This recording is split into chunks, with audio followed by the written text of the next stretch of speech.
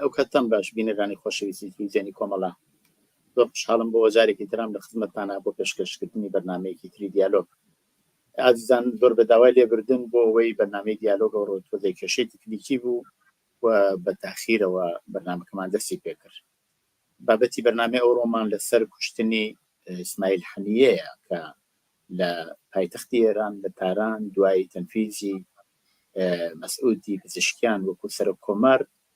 ڕۆژی سەر لە بەیانیەکەی بە شێوەیەکی گوماناوی کوژراوە. شێوەی کوشتنەکەی چۆن بووە تەبعەن زۆر بەحسی لەسەر هەیە، هەم نیویۆرک تایمز گوتوێتی، هەم سوپای پاسداران بۆ خۆی ڕایگەیاندووە، هەم مەقاماتی حەماسیش بۆ خۆیان ئێساری نەزەریان کردووە. ئەوەی وا معلومە کوشتنەکەی خەسارەتێکە بۆ کۆماری ئیسلامی، دیارە کۆماری ئیسلامی نەیتوانیوە گیانی میوانەکانی بە تایبەت کەسێکی وەکو ئیسماعیل حەنیە بپارێزێت. بۆ باسکردن لەسەر ئەم مەوزوعە و ئەوەی کە لەوە چێت شەڕێکی گەورە ببێت و هەڕەشەی شەڕ کراوە لەلایەن کۆماری ئیسلامیەوە بەرامبەر بە ئیسرائیل، داوامان کردووە لە کاک ئەحمەدی ئەسکەندەری شتۆڤەکاری سیاسی کە بەشداری ئەو بەرنامەیە بێت. کاک ئەحمەد گیان بەخێر بی بۆ بەرنامەیە. زۆر سپاس و ڕێز بۆ ئێوە بۆ بینەرانی بەڕێز. زۆر سپاس. کاک ئەحمەد هەروە لە پێشەکیەکە ئاماژەم پێ کرد ئیسماعیل حەنیە لە تاران کوژرا، چۆن بوو، هۆکارەکەی چی بوو بۆ تاران هەڵبژێردرا بۆ ئەو شوێنەی بۆ ئەوە کە ئیسماعیل حەنیە بکوژرێ لە سوورەتەکە ئەکرا لە شوێنی کەش ئەو کارە بکرێ. ئایا ئەیانەوێ بەنەوەی پیشان بدەن کە کۆماری ئیسلامی توانایی سەربازی لە خوارەوەیە، توانایی پاراستنی خۆی لە خوارەوەیە، هۆکارەکەی چی بوو؟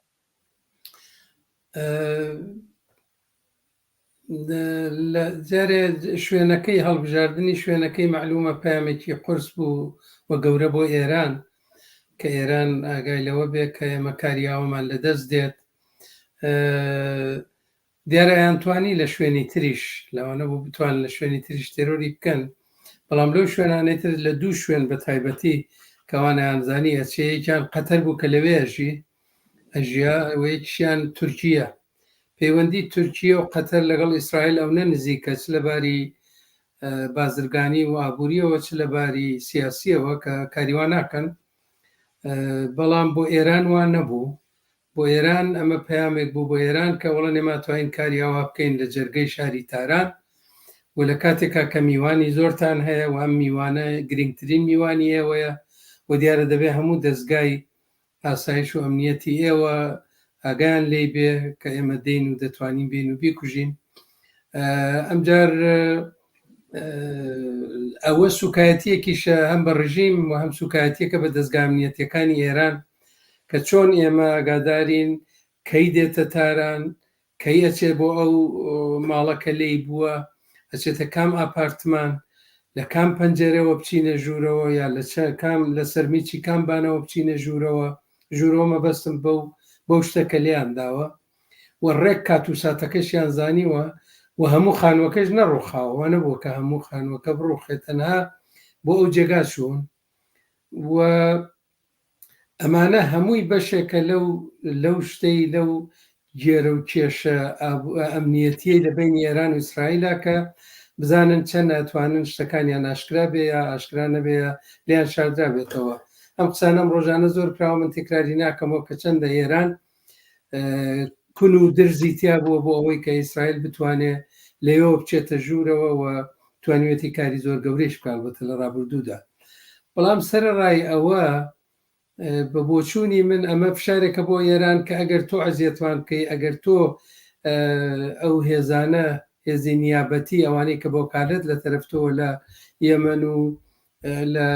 لوبنان و سووریە و عێراق وانە شەڕەکەن، ئێمە دێنە ژوورەوە، دێنە ناو جەرگەی پایتەختەوە زەربەتان لێ دەین. بەڵام سەرڕای هەموو ئەمانە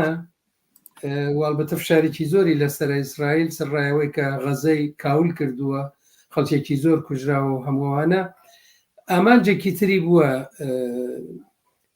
نەتانیاهوو لەو کارەکە لە تاران کردی. ئەویش ئەوەیە دوای سەفەرەکەی بۆ ئەمریکا کە گەڕاوە، هەم بایدێنی بینی، هەم کەمەلا هەریس جێگرەکەی بایدێنی بینی، هەم چوو ترامپیشی بینی. دوای ئەوە کە هاتەوە دەویست بڵێ کە فشارێکی زۆری لەسەر بوو کە گفتوگۆ بکە هەم بۆ ئەوەی کە ئەو گرێوگانانە ئەو بارمتانە کە لەوێ مابوونەوە ئازاد بکرێن، هەمیش بڕێک یارمەتی مرۆڤایەتی بتوان بگەن بە خەڵکی برسی و بریندار و لێقەوما و بێماڵ و بێحاڵ لە غەزە. بۆ ئەوە ئەو بنبەستێک دروست بکە کە ئەو ڕێگا ببەسرێ، هات حەنیەی تێرۆر کردووە. حەنیە ڕێبەری ئەو دەستانە بوو کە لەلایەن حەماسەوە گفتوگۆکانیە بردە پێشەوە. زۆر لەو کەسانەی لەو دیپلۆماتانەی کە لەو کۆبوونەوانەدا بوون ئەڵێن کابرایەک بوو کە قابلیەوە بوو سازشی لەگەڵا بکەی، ڕازی بکەی، گفتوگۆی لەگەڵا بکەی.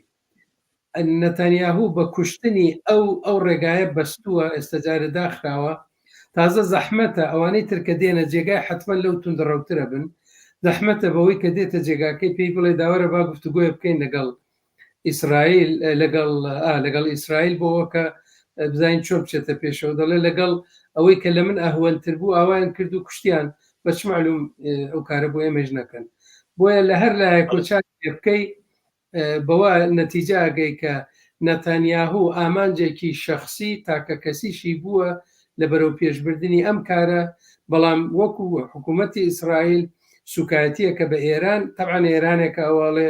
نابودیەکەین و نابێ بمێنێت لەسەر نەخشە و هەمووانە. بەڵام ئەگەر چاو لە ڕوتی ڕووداوەکان لە 7 ئۆکتۆبرەوە بکەین هەتاکو ئێستا، ئێمە سەرکەوتنێکی زۆر گەورە بۆ ئیسرائیل ئەبینین. سەرکەوتن لە چل بابەتێکەوە، ئەوە تاڵعانە هەر لەم ماوەدا پێشتریش تەبعاً زۆرێک لە سەرکردەکانی حەماسی ترۆر کردووە ئیسرائیل، هەر لە ماوەی پێشوەدا چەندانە لە سەرکردەهای سەربازی لە غەزە و لە شوێنی تر ترۆر کردووە و کوشتوویەتی بە درۆن لێی داون. و ئاخرینیان ئەم کابرایە کە مەسئولی بەشی ئابووری، کەسێکە بە ناوی ئەوەی وا ئیسرائیل لێداوە عەبدولفەتاح زەریعی ناوە،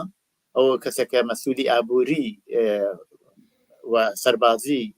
حەماس بووە. جیا لەویشە نزیکی 40,000 نەفەر لە خەڵک بوونەتە قوربانی. خەڵکێکی زۆر ئاوارە بوون، بەشی غەزە هەر بە تەواوەتی تقریباً وێران کراوە.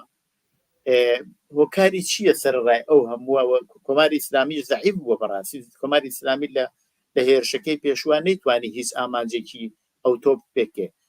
بەڵام بۆچی ئیسرائیل هێشتا ئەوەندە دەڕەندانە و هەر خەریکە بەردەوامێ لەسەرم ئەم هێرشانەوە بەو شێوە هەر ئیدامەدات؟ گومان لەوەدا نییە کە توانایی ئەرتەشی و سەربازی ئیسرائیل زۆر زیاترە لە ئێران، بۆ پشتیوانیە گەرم و گڕۆژ کە ئەمریکا لەیەکە. ئەڵبەتە خۆشیان هێزێکی زۆر گەورن، چونکەوان هەمیشە پێیان وایە لەو ڕۆژەوە کە دامەزراون پێیان وایە دەوروبەریان بە دوژمن گەمارۆ دراوە، هەموو وڵاتانی عەرەبی دوژمنیانن و تەنها ڕێگای بۆ مانەوەیان ئەوەیە کارتەشێکی زۆر بەدەسەڵاتیان ببێ و نیشانیشیان داوە. تەبعاً ئەڵبەتە پشتیوانی ئەمریکا بە تایبەتی، بەڵام وڵاتانی ئەوروپایی بەگشتی و هەتا ماوەیەکی زۆریش رووسیەیش ئەوانە ئەگەر نەبوایە خۆ نەیەتوانێ وەزای دامە بدە. ئەوەی کە ئێران ئەو جار درۆنەکانی فڕۆکەڵەکانی نەیتوانی یان موشکەکانی نەیتوانی خەسارەتی زۆر بگەێنێ، بەشێکیشی هەیە ئەوە بوو ئێرانیان ڕازی کردبوو بۆ ئەوە کە تەنها نمایشێک بدات. یعنی بەڕاستی ئێران ئەوە تا حوسیەکان توانیان بەڵێ یەکدانە موشک بوو، بەڵام یەکدانە موشکیش بۆ ئیسرائیل زۆرە. حوسیەکان توانیان موشکێ بنێرن و بەردەوام موشکبارانی حیزبوڵایش دامەی هەیە. وە نەبێ ئێران نەتوانێ هیچ بکە، ئەتوانێ بیکە، لەبەرەوە دەست شتی زۆرە، شتی بەدەستەوەیە. ئەو ڕۆژانەیش قسە لەوە دەکرێت کە فڕۆکەی زۆر گەورەی رووسی بەردەوام لە فڕۆکەخانەی تاران نیشتووەتەوە و تەبعاً شتیشی بردە لە گشتی سەربازی و نظامی لەگەڵ خۆیان بردووە بۆوێ. بۆیە ئێران دەتوانێت سەرێشەیە دروستکە. لەوانەیە ئێران ئەو کارە بکە کە هاوکات هەم لە لای حوسیەکانەوە، هەم لە حیزبوڵڵاوە، هەم بە حەشتی شعبی عێراق، جا چ بەرامبەر بە ئیسرائیل لە حەشتی شعبی، چ بەرامبەر بە بنکەکانی ئەمریکا لە عێراق، و خودی ئێرانیش هاوکات بە یەکەوە هجووم کەنە سەر ئیسرائیل. ئیسرائیل بەو گومەزی ئاسنینە کە هەیەتی بەڵێ لەوانەیە زیاتر لە 90% 95% موشکەکانیش بگرێ، بەڵام ئەگەر لە مەسەلەن لەگەر 500 دانە موشکیش بنێرن لەم 500 دانە ئەگەر 20 دانشی بگاتە سەر ئیسرائیل هێشتا هەر خەسارەتێکی گەورەیە بۆ ئیسرائیل. بۆیە وە نەبێ وانە کە ئیسرائیل نەتوانێت ینی ئێران نەتوانێت هیچ بکە لە ئیسرائیل، بەڵام شتەکە کەمە. ئێستا قسە لەسەرەوە هەیە کاناڵی 12 ئیسرائیل دوێنێ ئێوارەوە بزانم باسی لەوە کردووەکە چون کۆلان هەر چاوەڕوانن کەی ئەکرێ کەی ناکرێ، بەعزێ لە تەلەڤیزیۆنەکان لایڤ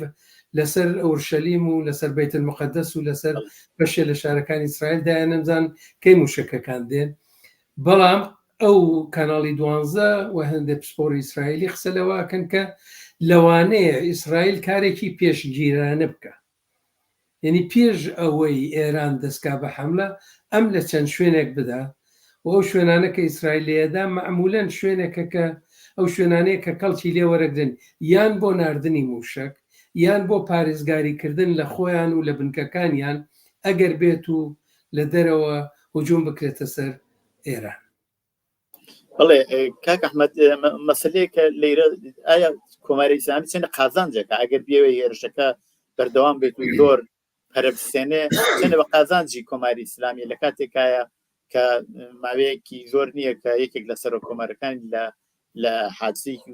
گوماناوی هاتیا چوو وەزیری دەرەوەکەی و هەروەها ئەوەی تازەکەشی وە هاتووە تازە هاتووە سەرکارێشتا دەوڵەتی بە تەواوەتی تشکیل نەداوە چەندێک ئەمە بە قازانجێت ئەگەر بێوێ پەرە بسێنێ. دەڵای چۆنە من لە پێم وایە لێرە لەسەر مەسلەی قازانج و زەرەر زۆر ناتوانین قسە بکەین، لەبەرەوە ئێران ینی کۆماری ئیسلامی ئێران لە مێژە هەر بۆ یەشماوەتەوە فەلسفەیەکیانەیە ئەویژەوەیە بۆ مانەوەی خۆیان هەموو شتێک دەگونجێ هەموو شتێک بکەن، ینی تۆ لەگەڵ شەیتانیشە ئەتوانی ئەو بکەی و خمینی جارێکیان توێتی تۆ توانی ئینکاری ئەو بکەی کە مسلمانی بۆ ڕزگارکردنی کۆماری ئیسلامی ئێران. بۆچی پیان وایە کۆماری ئیسلامی ئێران ڕێگای نەجاتی نەک ئێران نەک هەموو شیعەکان هەموو میلەتی ئیسلامە لە دنیا و ئەمجار ئامانجیشیان شەهید بوونە ئیتر ئامانجیان شەهید بوونە و فەلسفەیەکیش لە ئێران هەیە فەلسفەیان گەیانوەتە لوبنان بەشێک لە عێراق بەشێک لە حوسیەکان و لەوانە ئەو فەلسفەیش ئەوەیە کە وەک پێ دەڵێن فەلسفەی شەهادەت و فەلسفەی ئەوە کە ڕێگا خۆشکەی بۆ هاتنی ئیمامی زەمان. ئیمامی زەمان چۆن دێ وەختێکە فەساد زۆر بێ، وەختێکە کوشت و کوشتار زۆر بێ، وەختێکە ناڕزایەتی زۆر بێ، لە باتی ئەوەی کە بودجەی وڵات سەرفیەوە بکرێت کە ئاوەدانی بکرێت و خەڵک وەزیان باش بێ و خەڵک لە برسانە مرن و ئەم هەموو جوانانە کە ئەچنە زانکۆ و لەم لاو لەولایە لە دەرەوەی زانکۆ بە دوای کارە گەڕێن کارێکیان دەستکەوێ ئەوان خەرجی بۆمبی ئەتۆم و پیتاندنی یۆرانیۆم و موشک و درۆن و ئەوانەیەکەن لەبەر خاتری چییە؟ لەبەر خاتریەوە هاتنی ئیمامی زەمان پەلە بگەن پەلەی لێ بکەن. جا ئەگەر ئەو فەلسفەتە بوو تۆزێ زەحمەتە بە ڕێگایەکی تریشا بڕۆی و لەبەر ئەوە ئەم ڕێبەری ئێستای ئێران خۆی بە قوتبی نەک هەموو شیعەکان بگرە سونیەکانی دەزانێت چونکە خۆشتان زانن حوسیەکان حەماس سونین لە باتی ئەوەی بودجێ بدەن بە حەماس بۆەوە خەڵکی غەزە ئاوەدان بکاتەوە و خەڵکی غەزە بە ئیسراحەتێ بگەن هەر 100 ملیۆن دۆلاریان اختیاریانەوە بۆ چونکە تۆنێنی لەژێر عەرزا پێ دروستکەن. طبعا ئیسرائیلیش کۆمەکی کردن، ئیسرائیل کۆمەکی حەماسی کردبەوە ئەو کارە بکە، لەبەرەوە ئیسرائیل پێی خۆش بۆ حەماس بەهێز بێ چون حەماسە هێزێکی توندڕەوی ئیسلامیە لە نەوعی جمهوری ئیسلامی نەک لەگەڵ ئەلفتح و لەگەڵ ئەو دەسەڵاتی ئیداری فەلەستین کە لە کەنارەی ڕۆژاوای چەمی ئۆردۆن هەیە. بۆیە ینی ئێران زۆر دەربەسی ئەوە نییە، بۆی من پێمانەوە قازانجی کردیەوە چ قازانجێکە تۆ گەورەترین سوکایەتیان پێکردووەم جار یەک مەسەلەی تریش بە بۆچووری من زۆر مهمە. ئێستا تەسەوری بکە خەڵک لە ماڵی خۆیان لە بەیروت لە مەناتقی شیعی لوبنان لە شارەکانی تر لە جێگەکانی تر ئەترسن بە خۆفەوە خەون خۆیان ژن مناڵ گەورە بە خۆفەوە خەون مەبادا ئەم شەو بۆمباران بکرێن. کەچی لە ئێران وان نییە بیر لەوەکەنەوە کە ئەڵێ باشە بۆ ئەم ساڵانە هەموو جارێ ئێمە کراوینەتە قوربانی. لوبنان کاول کراوە، غەزە کاول کراوە، ئەوە تا لە حودەیدایان کاول کرد بەشێ لەو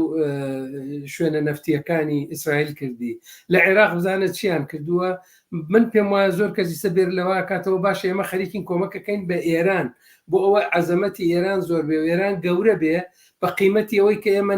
نابود بووین و کوژراوین و برسین و هیچ شوێنێکشمان نییە، تەنانەت نەخۆشخانەکانیشمان کار ناکا بۆ بریندار و نەخۆشەکانمان ببێ ناوێ. یعنی ئەمانە وای کردووە کە من ناتوانم ناوی بنێم قازانج، بەڵام ئێران کەوتووەتە بارودۆخێکەوە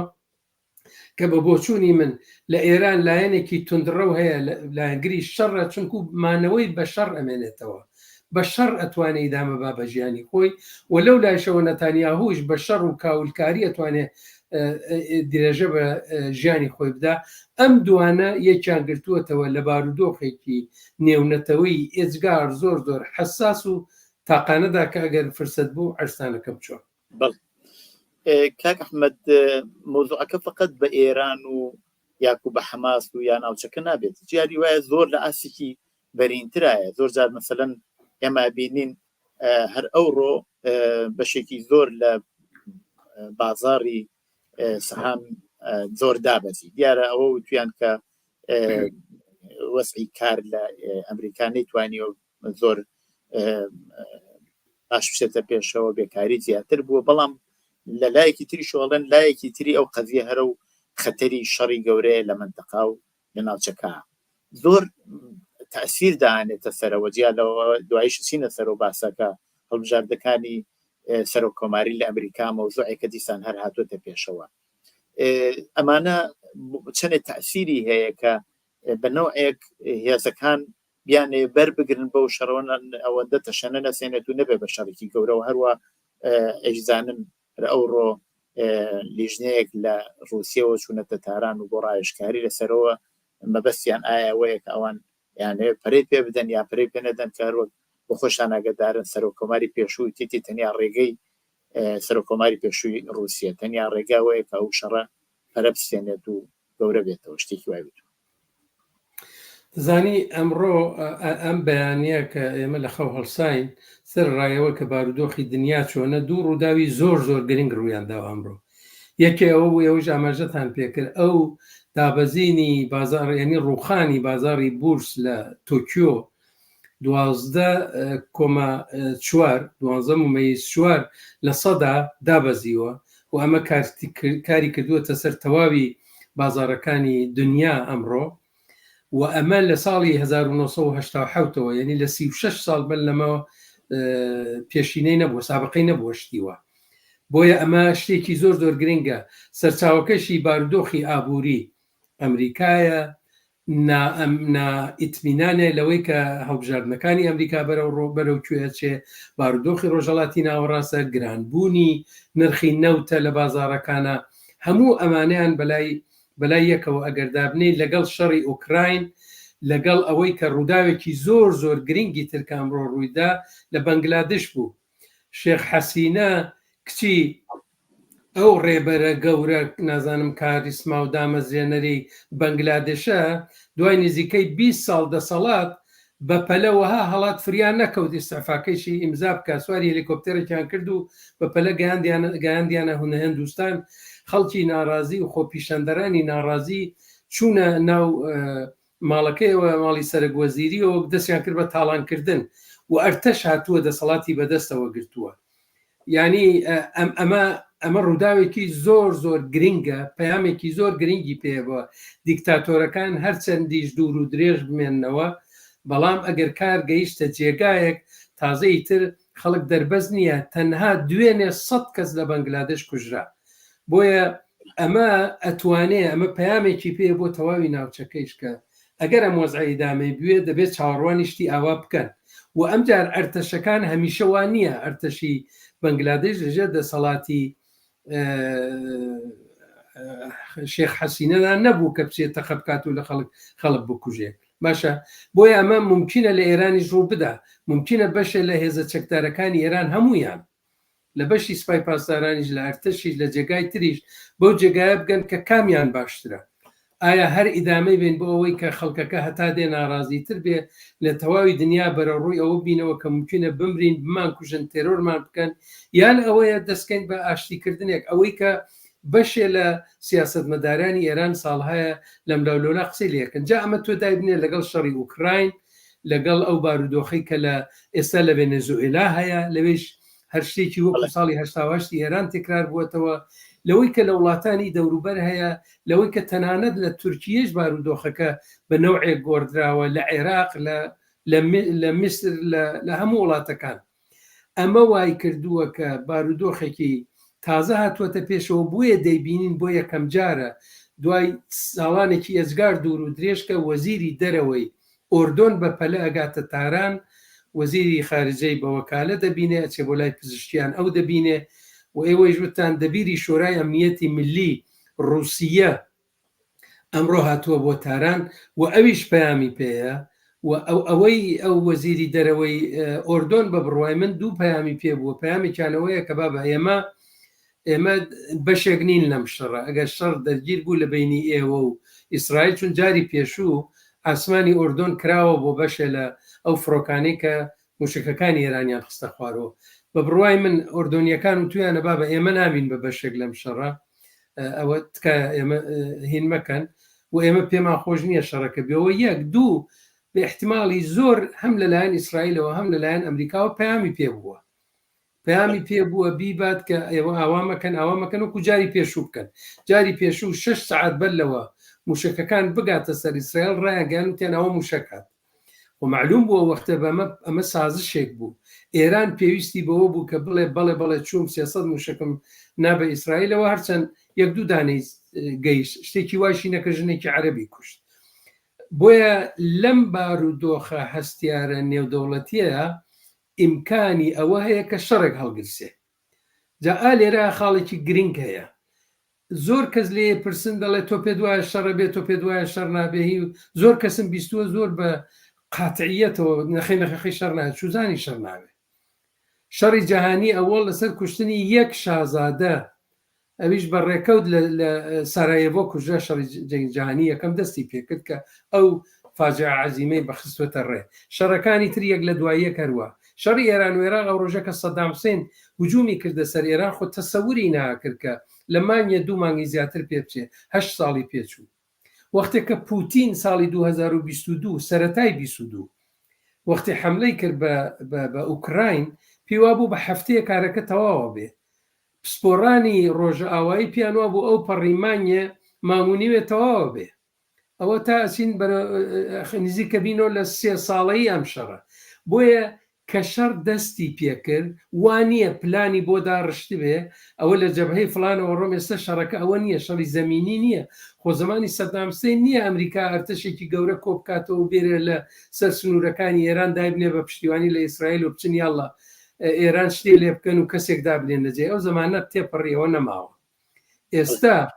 شەڕ لەوانەیە دەست پێ بکە دەستپێکردنەکەی ئەزانین کەی دەستی پێکردووە بەڵام کۆتاییەکەی و ئاکامەکانی زۆر نادیارە ئەوەیە تەواوی دیپلۆماتەکان ئێستا کۆبوونەتەوە لە دنیا ڕوو بە ئێران و ڕوو بە ئیسرائیل کە ئامان مەکەن ئەگەر تەقیەوە ڕاگرتنەکەی ئاسان نییە بڵێ یەک دوو نوکتە لێرە زۆر مهمە ئەویشەوەیە کە جیاوازی ئێستا لەگەڵ شەڕەکانی پێشتر و توانین بڵێن 56 ساڵی پێشتریش ئەوەیە کە ئێستا خۆڵی شەڕە چێتە چاوی هەموو کەسێک ئەنی هەرەوەلعانە بیبینین مەسەنە نەبینین ئەو شەڕێ وا رووسیا لە ئوکراین کردویەتی لە مسابقاتی بین المللی حەزف کراوە یعنی تۆ یەک دانە یاریزانێکی رووسی نابینی لەو شەبرکانە لەو مسابقاتا بەشداری بکەن جا لەوە لە بەشێکی ئەو هەموو تەحریمانە هاتوۆتە سەری یعنی بۆ خۆی شەڕەکان خۆڵەکەی چێتۆ چاوی هەمویان لە بەشی پێشووە باسی مەسەلەی هەڵبژاردنەکاری سەر و کۆماری لە ئەمریکامان کرد چەندێک ئەمە ئەتوانێت تەأسیر دابنێتە سەر و هەڵبژاردنانەوە ئەگەر مەسەلەن کەسێکی وەکو ترامپ بێتە سەرکار چەندێک ئەتوانێت وەزعەکە بە نەوعێکی تر بگۆڕێت چونکی ترامپ لە دەوری پێشووە لە بەرجام هاتە دەرەوە ترامپ تحریمی زیاتری خستە سەر ئەمریکا سەر ئێران و هەروەها هەوڵی دا بە نسبەت ئیسرائیلەوە ئیسرائیل لەگەڵ بەشێکی زۆر لە وڵاتە عەرەبیەکان ئاشنا بکات و دۆسایەتیان لەگەڵا بەرقەرار بکات پایتەختی ئیسرائیلی گواستەوە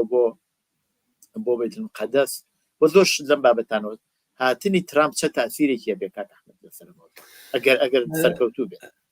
دەزانی ئەوەڵ با ئەوەت عەرزکەم کە ئێمە لە دنیایەکی یەکجەمسەری لە دوو جەمسەریە بووین لە زمانی شەڕی ساردا شوورەوی نەما بوو بە دنیایەکی یەکجەمسەری ماوەیەکی کورت ئەلان وردە بووە بە چەند جەمسەری ئەوەی کە مەسەلەن هەر ئەوەی کە باسی وەزیری دەرەوەی ئۆردۆنم کرد وەزیری دەرەوەی ئۆردۆن کە گەڕاوەتەوە بۆ ئۆردۆن ئەلان ئەمڕۆ ئێستا کە ئێمە قساکەین کۆبوونەوەی پێم وایە سەعاتێکی تر یا ڕەنگە دەستی پێکردوێ من نازانم کۆبوونەوەی شورای ئەمنیەتی ملی ئەمریکایە بە سەرۆکایەتی بایدن قرار بووە بایدن پێش ئەوەی بچێ بۆ ئەو کۆبوونەوە لەگەڵ پاشای عەرەبستان قسە بکە معلومە قسەی چیەکە ئەڵێ وەزیری دەرەوەت کە چوو بۆ تاران و هاتەوە جوابەکەیان چی بوو هاوکات وەزیری دەرەوەی ئەمریکا قسەی کردووە لەگەڵ وەزیری دەرەوەی عەرەبستان لەگەڵ وەزیری دەرەوەی فەڕەنسا ئینگلیستان ئەمریکا ئەوە تاوتیشمان کە لە ڕووسیەشۆ کەس چووە بۆ تاران یعنی ئەمە معنای ئەوەیە کە خەریکی جموجۆڵێکی دیپلۆماتیکی زۆر بەهێزن لە دنیا و بۆ ئەمە ئێستا ئاوای لێ هاتووە لەبەر ئەوە دەسەڵاتێک نەماوە وەکو جاران بکوژ و ببڕ مۆسکۆ و واشنگتۆن خۆیان بوو ئەوان دەیانتوانی بیبڕنەوە لەسەری شۆ بە تەوافقە گەیشتن تێلەفۆنێکی سوور بوو لە بینی هێڵێکی سوور لە بینی واشنگتۆن و مۆسکۆ ئەگەر زۆر بگەیشتایەتە خەتەر تەلەفۆنیان کردایە لەو سەرۆیان زانی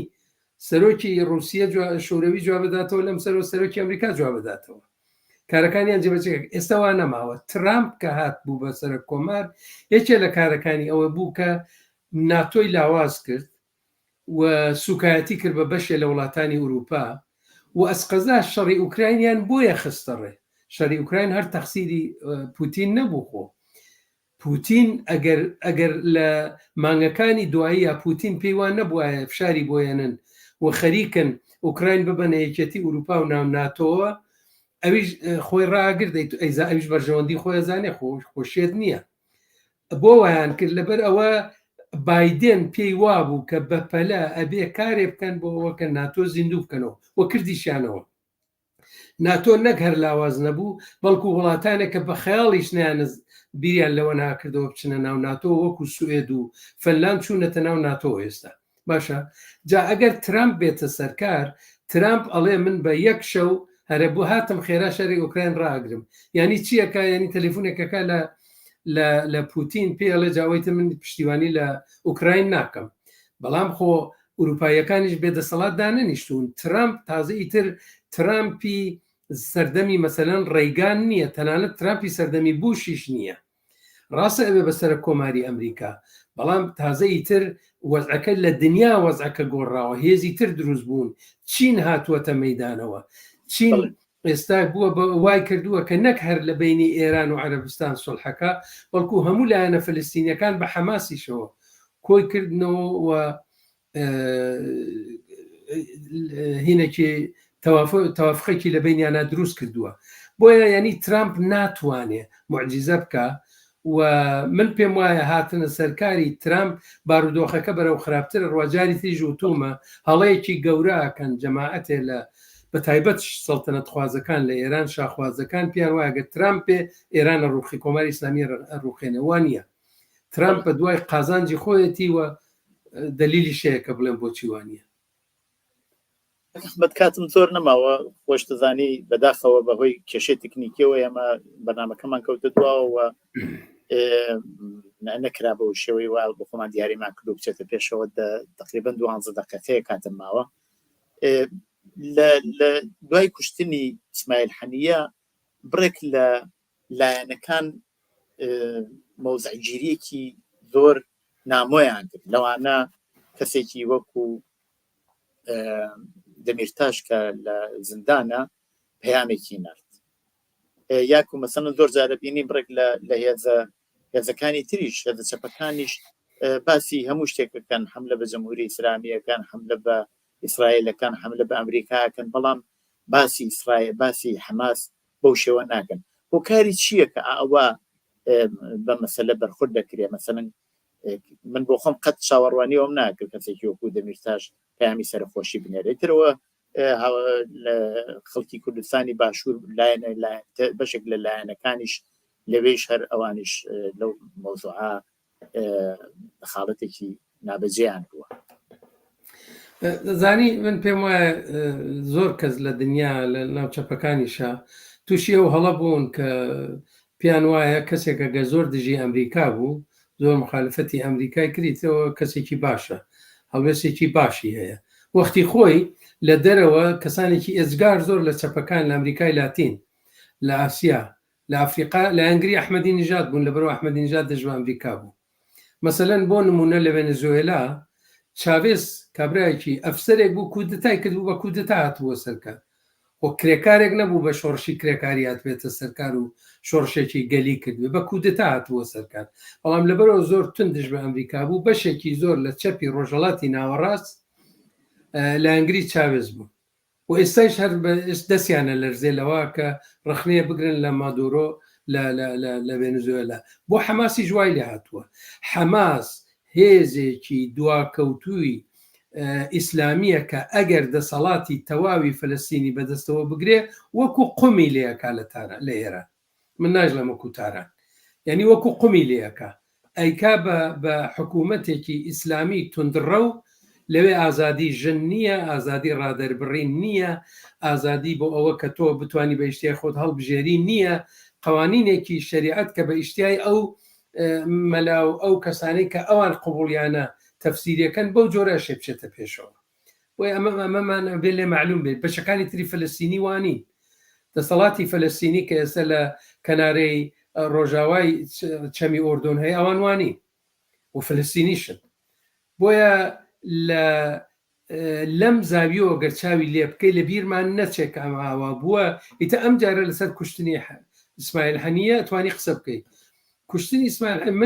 من پێم وا بوو سەلاحەدین دەمیرتاش هیچ پێویست نەبوو، پێشی ناخۆش بوو بێ، پێشی کاری خراپ بوو بێ، بەڵام کە پەیامێ بنێری تۆ کە لە هەلومەرجێکی ئاوادای زیندانی و کەسێک تۆی زیندان کردووە کە دۆستی نزیکی ئیسماعیل هەنیە بووە. ئیسماعیل هەنیە بەردەوام هاتوچووی ئەنکارە و ئیستانبول یەکرد، یەک جار نەیوت ئەرێ سەلاحەدین دەمیرتاش لەکوێ باشم سەرێکی بدەم. مەسەلەن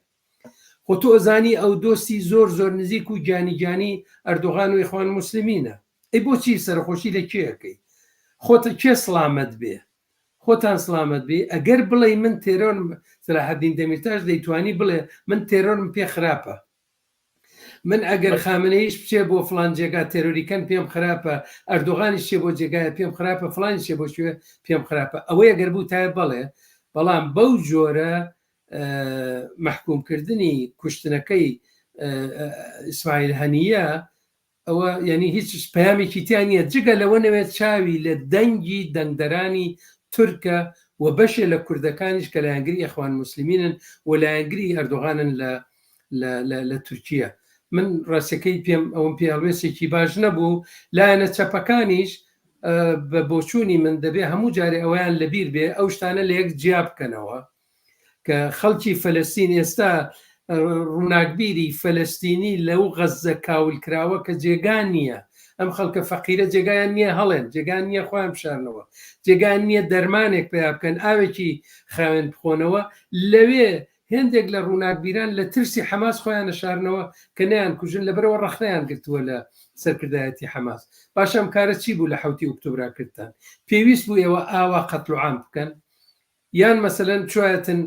ژمارەیە گرەوگانتان بگرتە بتان هێنایەتە ئەم دی و معاملەیەکتان لەگەڵ کردایە. بەو شێوە کوشتنە پێویست بوو کەسێک کە ئەم ڕەخنەیە گرتووە، جارە وەڵەن ژمارەیە کوژراون لەوانە کە ڕەخنەی تونیان گرتووە، ژمارەیەکی ئێستا لە بارودۆخێکی زۆر خراپان. مەبەستمەوەیە کە تۆ توانی ئەم شتانە لە یەک جیا بکەیتەوە، بەڵام نابێت بێدەنگە بکەی بەرامبەر بە ماهیەتی ئەو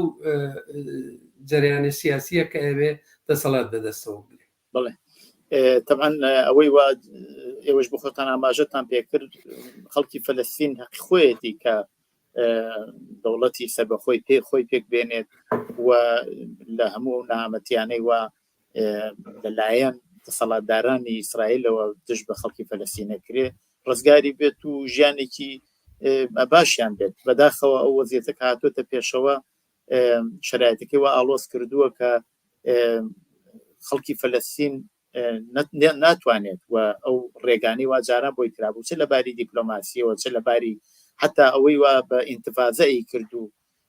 نەمشکی لە سەربازانی ئیسرائیلی لێکردووە بە قەیسەری ئێستا تمشاکە ئەوەی شەرکەس بووە کاک ئەحمەد بەداخەوە زۆر زۆر زۆر زۆر داوای لێبردنەکەم هەرچەند هەوڵماندا زۆربەی قسەکان بگەێنین کاتی بەرنامەم نەماوە ئەگەر ئێوە لە ئاخرا قسێکتان هەیە لە خزمەتتان ناوەڵام من هەرەونا ئەوم لەبیر چوە جارە بڵێم بۆ ئیسماعیل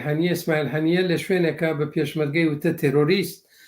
باسی پێشمەرگێت کردووە زمانی مام جەلال بووە کە مام جەلال تووڕە بووە پێی وتوەتەوە و ڕووناکبیرێکی گەورە و زۆر ناوداری فلستینیش بە ناوی ئێدوارد سەعید کە زۆر زۆر مەشهورە وە کتێبن بەناوبانگەکەی ئۆریانتالیسم یا شەرقشناسی نووسیوە ئەویش ئینکاری هەڵەبجەی کردوتی سەدام حوسێن و کارەی نەکردووە هەڵەبجەی بومارانی شیمیایی نەکردووە مەبەستمەوەیە کە وانە جا بەڵام هیچ کام لەمانە لەو قسانە نەقسەی ئێدوارد سەعید نەقسەی ئیسماعیل هەنیە بۆ ئەوە نابێت لە بەرچاومان نەبێت کە خەڵکی فلەستین لە غەزدا ئێستا خەریکن قەتڵ عامەکرێن ئەبوو ئەوان پشتیوانیان لەگەلی کورد کردایە لە هەڵەبجە لە ئەنفال لە ئیعدامەکانی لە ئێران کە هاتن بە فەوجە هاتنە چوون بۆ لای خومێنی و خامنەی ئەوانی تر بەڵام ئەمە لە ماهیەتەکە ناگۆڕێ من پێم وایە بێ ئینسانی بڕوانی نەمەسەلەکانی دنیا و ئیتر زۆر سپاس